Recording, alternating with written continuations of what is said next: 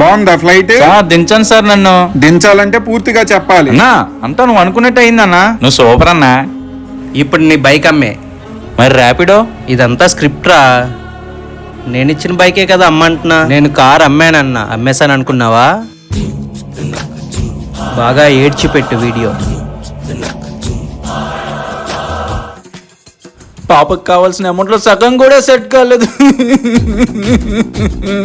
ఇంక ఫైనల్ గా నాకు ఎంతో ఇష్టమైన ఈ బండిని కూడా అమ్మేద్దాం అనుకుంటున్నా.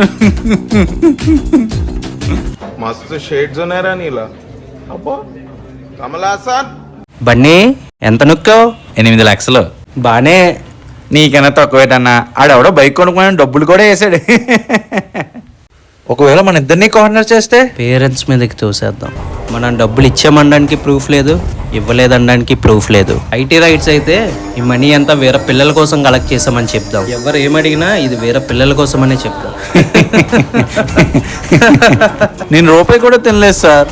అరే నువ్వు తిన్నావో లేదో పక్కన పెడితే అందరూ డబ్బులు ఇచ్చింది నువ్వు చేసిన యాక్టింగ్ కేరా. ఆస్కర్స్ కి పంపిద్దాం అనుకుంటున్నా ఆ రీల్. ఇప్పుడు నన్ను ఏం చేయమంటారు? నువ్వు తీసుకున్న ప్రతి రూపాయి లెక్క చెప్పాలి. మీ చంద్రసింగ్ ఏంటి ఎంత ఫ్రాడ్? లేదు, మీ క్రేజీ బన్నీ పెద్ద ఫ్రాడ్. ఓడుకున్నాను కదా. మా చంద్రసింగ్ వచ్చాక డబ్బులు ఎక్కువ కలెక్ట్ అయ్యాయి. అవును, కలెక్ట్ చేసిన డబ్బులు అంతా స్కామ్ చేసిన చంద్రసింగ్ అంట కదా. ఏం మాట్లాడుతున్నావురా? నేను తీసుకున్న డబ్బులన్నీ ఇచ్చేస్తా. చంద్రసింగ్ అన్న, నువ్వు పేరెంట్స్ దగ్గర తీసుకున్న 50 లక్షలు ఇంకో SMA పేషెంట్ డొనేట్ చేసేద్దాం. Sir phone. హలో రియా, ఏం చేస్తున్నావు? పాటలు పాడుతున్నా. పాడిన పాటలు చాలు గానీ ఇంకా ఏడుకోటి రీల్ ఆపేసి మనం చేసిన స్క్రిప్ట్ అని ఒప్పేసుకో.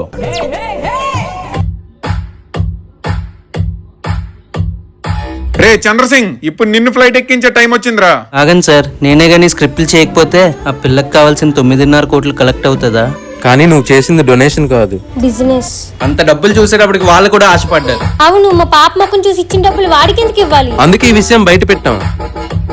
అయితే ఇప్పుడు నేను చేసిన తప్పేంటి? పాప డొనేషన్స్ ఉంచుకున్నారు కదరా. అదే నేను వేరే పిల్లల కోసం తీసుకున్నా. అయితే ఈ మొక్క ముందెందుకు చెప్పలేదు? 2 కోట్లు ఇంక్రీజ్ చేసినప్పుడు ఎందుకు ఇంక్రీజ్ చేసావు ముందే చెప్పాలి కదా. ఫస్ట్ డాలర్ రేట్ పెరిగిందన్నావు సొల్లు, ఇప్పుడు ఇంకొక పిల్లలకి ఇస్తాను అంటున్నావు. ఇన్ఫెక్షన్ గురి నుండి వేరే వాళ్ళకి ఇచ్చే ఆప్షన్ ఉందంటే ఇప్పుడు ఈ 9.5 కోట్లు ఈ పాపకి ఇస్తారన్న గ్యారంటీ ఏంటి? నీ వల్ల ప్రజలు హెల్ప్ చేయటం మానేస్తారా? నిజంగా అవసరంలో ఉన్న పిల్లలు చనిపోతారా? జెన్యూన్ గా డబ్బులు కావాల్సిన వాళ్ళకి హెల్ప్ చేయండి. అన్ని చోట్ల ఇలాంటి కలుపు మొక్కలు ఉండవు. ఇంతకీ ఈ జరిగిన కథలో తప్పెవరిదనుకుంటున్నారో కామెంట్ చేసి చెప్పండి.